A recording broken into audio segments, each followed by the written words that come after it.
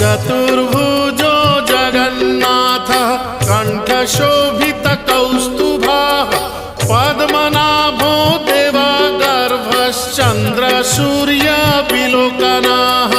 जगन्नाथो लोकनाथो नीलाद्रीशः परो हरिः